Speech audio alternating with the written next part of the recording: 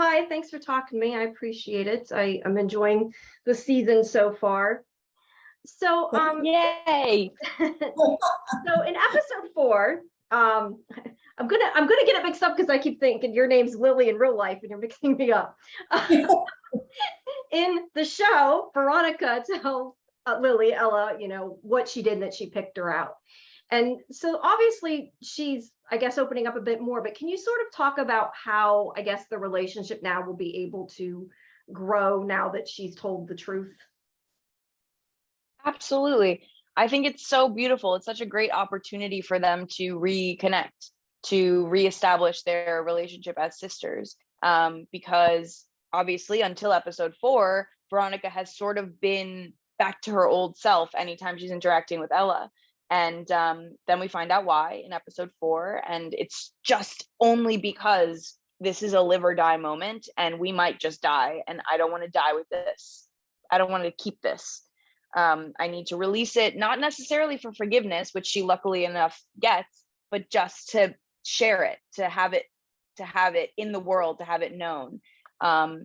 And so now they have a chance to be open, to trust each other again, to rely on each other again.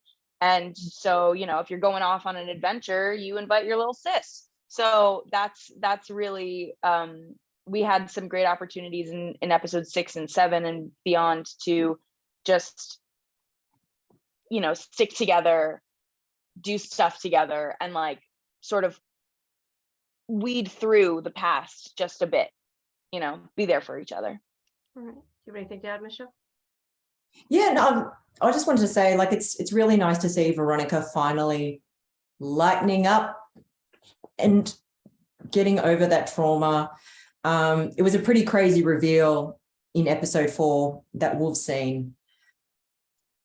Yeah, it's pretty shocking. But I think that audiences will enjoy what happens in the next few episodes and seeing the new Veronica, to see exactly what's going to happen with her. There's a few, I'm sorry to use a cliche, but there are a couple of twists and turns that are about to come up. All right. That even I was like, what is happening now? Now, I think one thing that's going to be odd for the characters, obviously, is that, Veronica's little sister is now older than her. Do you think that makes it easier or harder for them to be able, especially for Veronica, to be able to kind of confide in her? Well, yeah, they've had this relationship for so long of Veronica being the one in charge, being the protector, but also the boss. Mm-hmm. And I think initially that's part of the anger and confusion. And, there's joy upon reuniting, but there's also sadness, like she's in the hole again. And there's so many feelings. So I think the dynamic is constantly, push and pull between who's sort of in charge, who's mothering the other one, who is taking care of the other one, who's allowing the other one to take care of them. And that's really a fun and fascinating struggle, I think. I think essentially Veronica will always be my big sister. And even though I've lived a life beyond 10,000 BC, so I've like lived 30 years beyond what happened, I think that there is definitely still a part of her that is like, yep, Veronica, you're still my older sister. But yeah.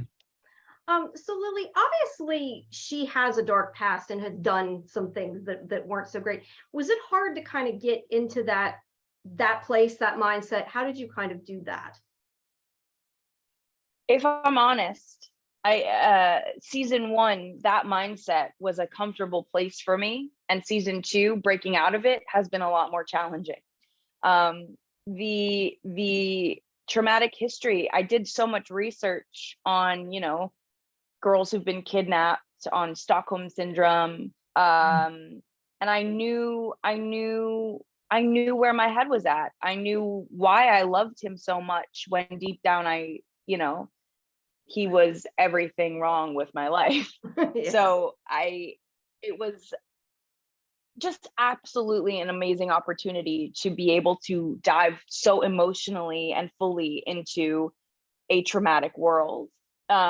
Because I appreciate the chance to share emotions that way and to have 10 layers of thoughts and feelings and just awfulness happening behind my eyes, even if I'm just saying like, want to get breakfast, you know?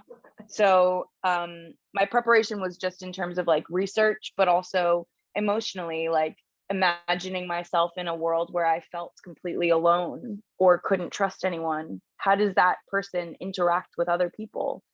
It was an awesome challenge. Okay, cool.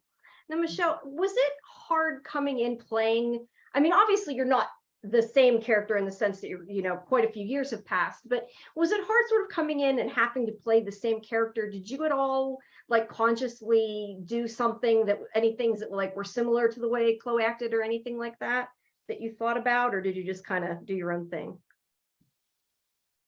Yeah, it was a bit of a challenge, like coming into this character, because I did rewatch the scenes with Veronica and with Chloe's character, sorry, Lily, young Lily at the time. And yeah, I think I've mentioned in another interview that Chloe de los Santos, who plays young Lily, is quite an amazing dancer. If you look at her Instagram, she's quite graceful. But on the show, like on when her portrayal on Brea, there's a lot of like closed offness, hunched shoulders. So I didn't want to like take on too much of that, because I feel like Ella has progressed past that, you know, in the 30 years. Yeah, so I did have to, I did put my own spin on it, essentially, because she is almost like a different person. She's, yeah, it's far beyond who Veronica would have remembered. Okay, cool. Now, quickly, the two of you, if you were stranded in 10,000 BC, do you think you'd be able to kind of survive and hunt and gather, or would you be really, really bad at that? Because I know I'd be really, really bad at that. So. I think I as a person like to think that I'm the survivor. I'm like in the trenches. I'm finding my food. I'm eating a fish that I found and caught somehow, and I'm fighting those people. And I think in reality, I'd probably be gone in like 2 days. I know, you watch shows like Survivor's the original OG of those sort of shows. And you watch like Alone and Naked and Afraid, and I'm just like, God no, I would be. That scene in Spaceballs, she's like, room service, when they're going through the Princess Vespa. Like honestly, not so much. Just don't know if I could. I just don't know. I think you could if you really Yeah. You didn't have a choice, yeah. What would you miss the I didn't most? do Boy Scouts. what would you miss the most about modern conveniences?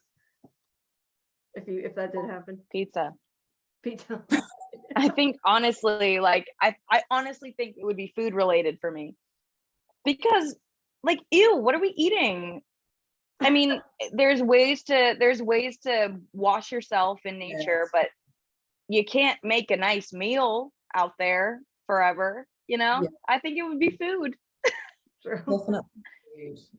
All right. Okay. Well, thank you both of you. I appreciate it. Like I said, I'm enjoying it. Looking forward to seeing the rest of the season. Oh, thank you so much. Thank you so much. Nice to meet you. You too. You too. Have a good day, guys. Thank you. You too. You too. Bye.